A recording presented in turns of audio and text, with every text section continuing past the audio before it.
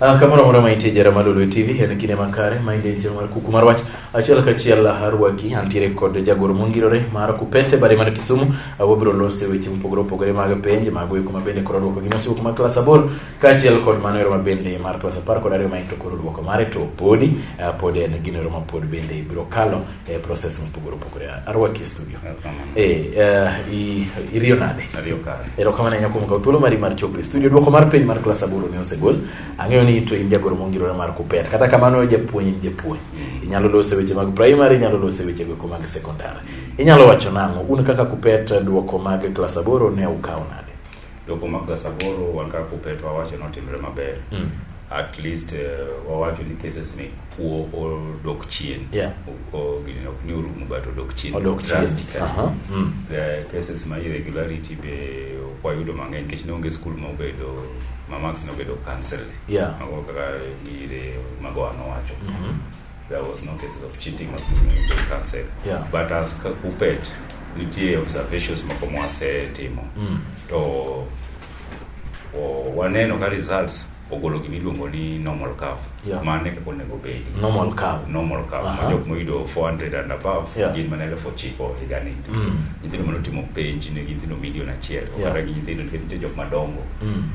waheshimiwa mago bende notimo penj jok motwe jela bende notimo penj koro waluongo ni candidates notimo around 1 million to nyithindo jok manoyudo 400 and above ne gin 9,900 nenti dok chien reduction compared to last year higa chande negi ingo number no then jok mano yuayo jok moyudo less than 100 gi jok moyudo 200 bene ngenya koro number ne ngenya between 200 and 400 emano waneno ka koro curve ma normal bi malo kamai mano e kako nego bedi no bet a good exam koro wamiyo gi pongezi Ministry of Education and National Examination Council but in the observations mwaneno mwabro aji the ministry gijo National Examination Council mondo team kaka mani wangayo ni National Kenya Central Primary Education Kenya Central Secondary Education biro bedo first out majo ka saboro go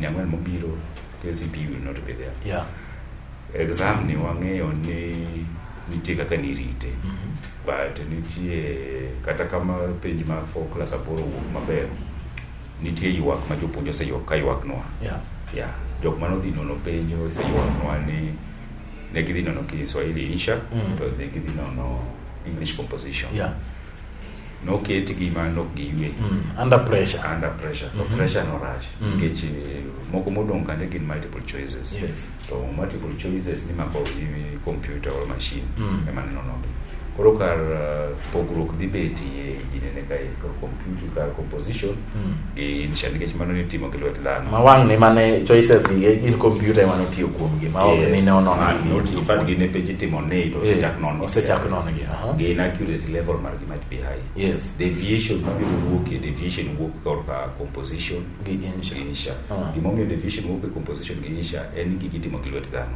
to gi mitimo kilo dhano ken machine dwaro ni ngat dhano mar remolinge lerne or time mar yueyo onyalo ga kiko bede kiketa gi pressure lieta hinya jopuonjo go se ywak wani ni chio gi saa ariyo chai imadho mana pio breakfast imadho mana pio to jo seringo dhi makingu to makingu ka ido na nono nyaka saa 4 tin to nono tin somo magi misomo kemani you can more question no page kama itarafi duoko mai en gima nyathi ondiko a composition ondiko essay ondiko insha mai nyaka isom makizki bitigo koro chopo kama nitie fatigue all seche miyono to poli nyaka yendelea nono koro we suspect that there could be deviations mane insha di composition but with wangeyo nigi mano timgo negitimo maber but koro as a union because it is associated work there's nothing much we can do we are urging the Serikal through the ministry the National Examination Council gi extend time manono my okay marathon my Kipchoge ringo ni dwaro no human is limited one ga kupetwa jo ni seche moko the human is limited yes or my son time no ka time ni odwa bedo pia hinya Yeah.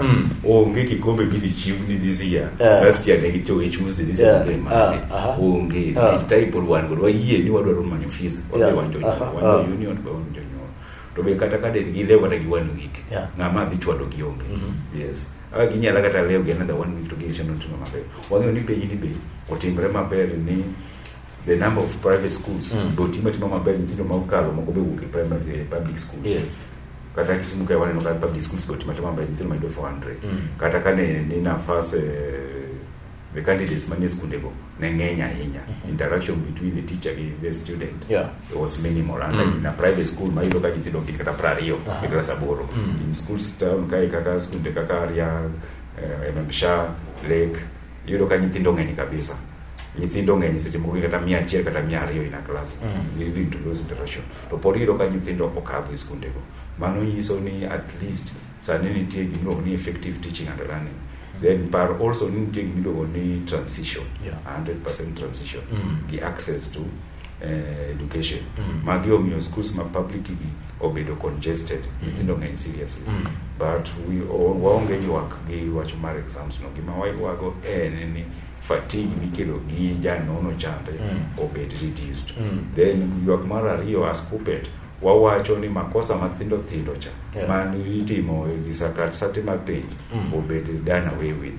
It is not fair ni page osebedo set proofreading okotim wang'eyo ni gitemo avoid proofreading mondo kik weche mag kwalo mag page wuogie. But in the process why you do mistakes mang'eny waneno mistake no e Kiswahili paper mar KCP ma yoka support die mistake mar instructions kacha you do ka mistakes ne die mar lugha sanifu questions instructions go no chiu gi Kiswahili moro making'iyo to you there is a big problem ngani ne kia Kiswahili to do ni to answer those questions in Kiswahili mane page mar class aboro e page mar form 4 no aneno ka ne tie issue gi English paper mar literature no aneno ko gol kanyo ko page ni character modong ni HRO regulate e bulusus HRO regulate ni oken character and ibiluongo ni author ene mondiko buguno.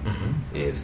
Then also no aneno korka chemistry karka exilin manutigo cha ma osekelo masira gi wagruok kuom jopuonj invigilators supervisors nyithindo manutimo penj no kane wang'eyo ni exilin en liquid moro marach, liquid manyalo kelo cancer, liquid man gi health complications.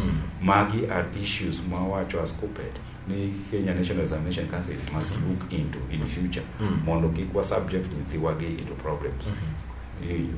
Oro kagi ne magiseto page then wang'eyo ni secondary primary school science cha ema nyithindo nokotime maber kabisa.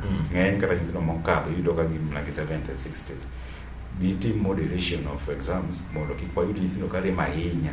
It means there was a problem a science my primary to secondary guy we expect there might be issues subjects like chemistry in case nyathi ka timo penj timi exilin to exilin liquid no only ke maber kacha ni one of the things mo cause ango dizziness seche ma dizzy cha inyalo timo penj kata ini won kiama chamo piriton can you even kata lendo ukibinyalo lendo to can it affect the memory onyalo affect the memory nikech kolo you cannot recall seche ma dizzy cha inuru so you cha leo kinyal recall. This is going to affect the performance mar chemistry nyithindo manotieko. Forget about the explosion manotim in St. Peter's Kajuru. Forget about mokomido ni japuonj kaka mar Muslim Mr. Ayub no kuok cha kongoremo. Forget about Kakamega mawinjo nyathi kano stick penjo cha kongoremo to bang odhiotho.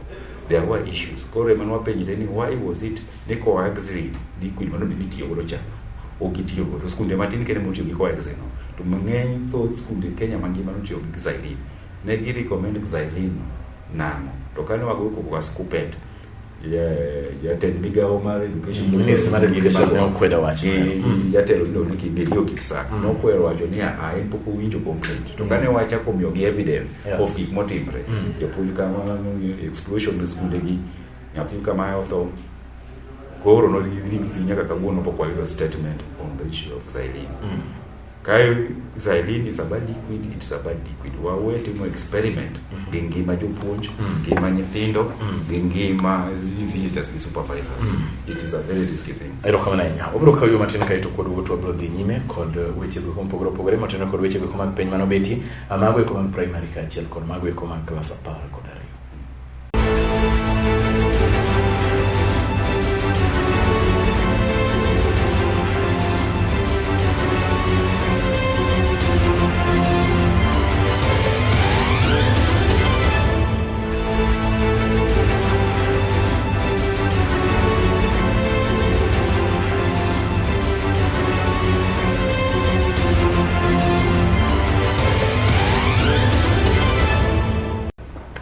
Kamara mainti jara Malulu TV wachako duoge thuolo mar ariyo antire ko kaindi kod Zablo na wangi mabene jagoro mongiro mar kupet e bare mar Kisumu chaka rwaki studio.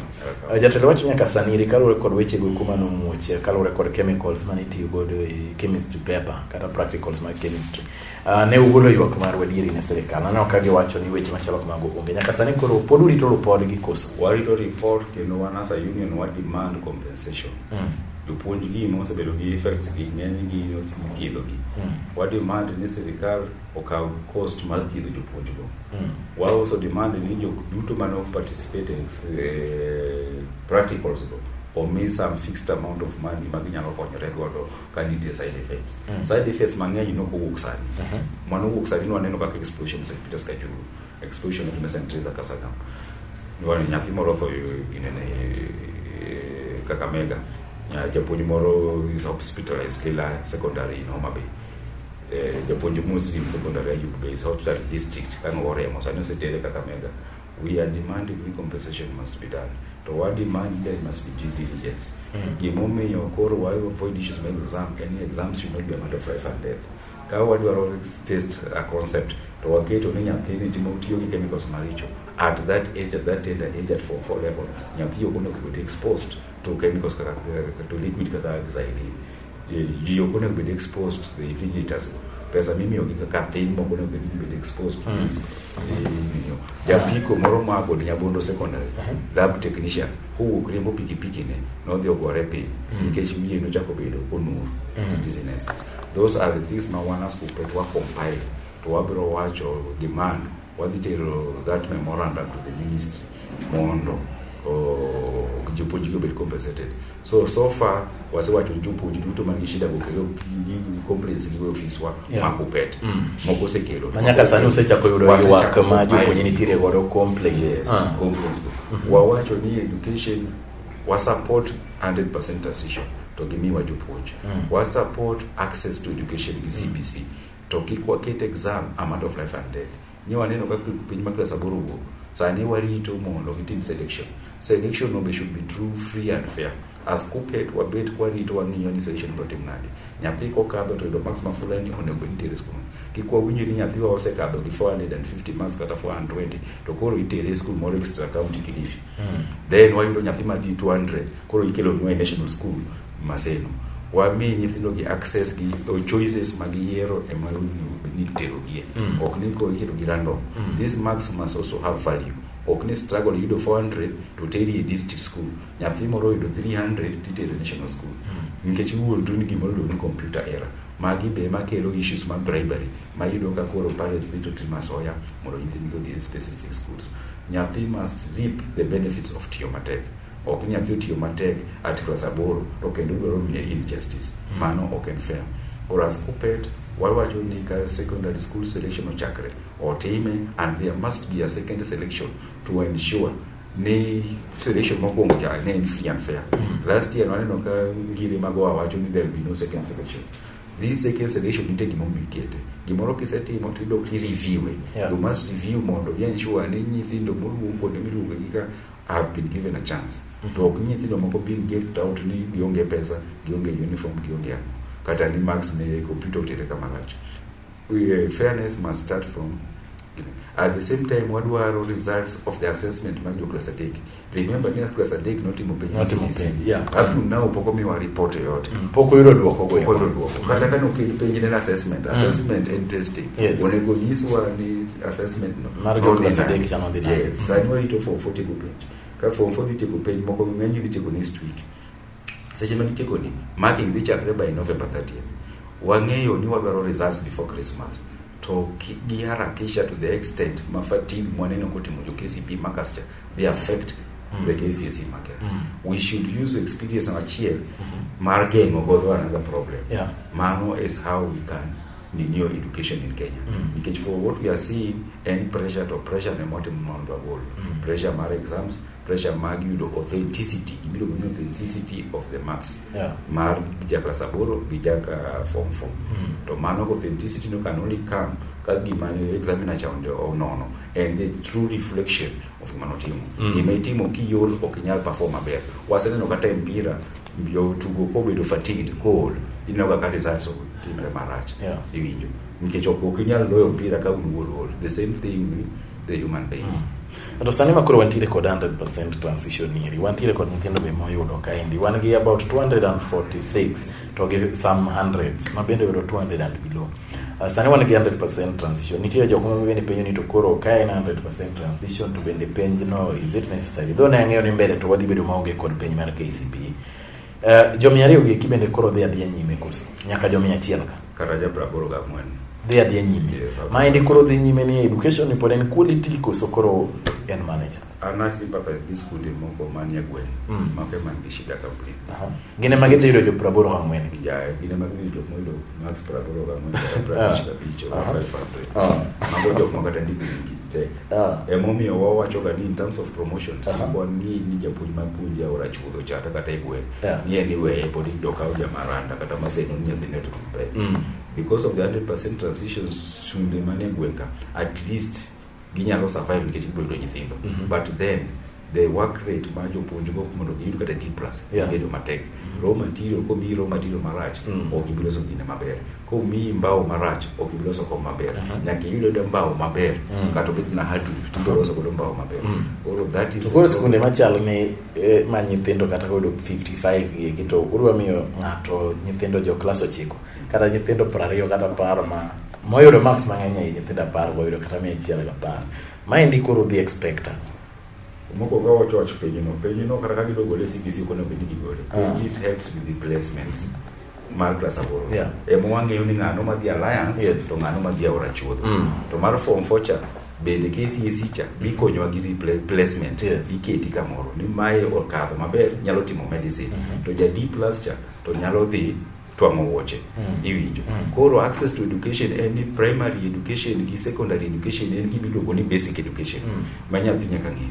Nyathi nyaka bed ni osomo nyaka class 12. Koro kata kodhi uso nyanya to osesomo maber. But koro challenges biro e skunde mag gwenga kama nyathi max 55 kata 84 tapie kai ema wadwaro ni resources omedi nikech challenges kata ng'eny seche moko those marks ok nyis ni kisere mate lower level ibro rem at the higher level. Waseneno nyithindo mayudo max 260 but 300 kodhi skunde meg gwen to yudo A plane to dhitimo medicine. To waseno nyithindo moyudo max 450 kochopo e secondary school to bang'e ke alliance to yudo wuok discipline ne. Koro it is not a point of yudo though chances are high nyathi modhi e school maduong' kaka alliance cha chances no dhikadho is high nikech the facilities en godo jopuonje en godo the environment nitie the history of the school beniti mana kaka koro kidhi team mana kaka idhi team idhitugo ni Arsenal kata idhitugo ni Manchester kata kikia mpira to somehow kumi mpira to inigwe mna mbele koro ngani kido paro ni be nyogo mpira kare kiago mpira koro that is what is happening kana thimo dia ora chudo cha emo me wadwaro ni school de manie gwenkande ko mi facilities gik mo contain infrastructure funds those schools emono benimio to we are seeing on the contrary ka jotelo dhiga skunde madongo tido ka skul maduong' otimni harambee yudo kata 60 million so skul magwen to kod dere ni to dere ni kata 1 million mano miye pesa ma kata yudo MP ko gole 200,000 na CDF odhi skul no ma jo TV nitie kanyo the radio nitie gi gazette nitie ido cover en ka golo mheshimiwa ng'ane obiro golo 200,000 e skul ma igwen mano is peanuts. Wangi kaka wanyalo improve skunde ma igwengo mondo gichope capacity moro ma kata nyathi kodhi kanyo to can improve on the marks. Koro in future we as a union wawacho ni issue mar failing ni wanyalo support ni there should not be issues mar failing. Wane mwakito stigma ni thindwa ni ng'ane no dhi class aboro to rem ng'ane no timo form 4 to rem school kaka kama okato ranking mano gol chande be konyo. Koro waonge issues mani school compete in terms of ranking. What we should be having anything mo underperform kaka timbre western world. In western world onge nyathi underperform. Wachak tiyo gi changing the names from failing to underperforming. Yes, to jok mo excel kande to wacho gi excel. Yes, koro get to the next level. But the reality ni e piny ma wantie gi nyithindo ma ok wadwa goli TV mo yudo 100 marks gi 50 marks. Mago e jok ma dhi bedo jotendwa. Mago e ma dhi bedo bishops madongo dongo. Mago e ma dhi bedo governors. To mago e ma dhi bedo johala madongo dongo. Then jok mo se yudo medicine or these lawyers biro to tiyo nigi. Mane kaka society ringre. Mane kaka society. Yes. Ero kana nya. Okoro expectations mag mo bedo godo e duoko mag KCSE ma bendi biro chako non ka itibro godo. Kwa mage ma un godo ne ministry. Wan kingi kwayo ni ministry nyaka med omuom mimiyo examiners. Jok madhi nono page mar KCSE nyaka migi omuom moromo. Pesa michulo gi chande is peanuts. Wakendo wadwaro no migi time frame maber. Page bro non in time, but dwaro ni non ka gini no nigi nono ka ginuru. Keto japuonj nono up to sangwen otieno maonge time oyweyo go. Man is going to affect the division rate. Remember ni page makla sapaga rio pogre gi page makla saboro. Page makla saboro ng'eny gi ne multiple choices. It is only composition gi Asia emani nono gi jopuonj. Man kila sapaga rio ni nitie moro mi page question describe, discuss, explain. Mago japuonj madhi nono page no nyaka ng'eny nyathini o describe adier. Ka en state kata list nyathini o state adier o list. It's true ni bangi tinde was changing method mar nono. Chon kana nono page in the 90s, the year 2000s. Nanyalo ka script achiel ta none ngata achiel. Tinde wan gi moro luongo ni conveyor type of marking. Conveyor type of marking en moro mani number chiel.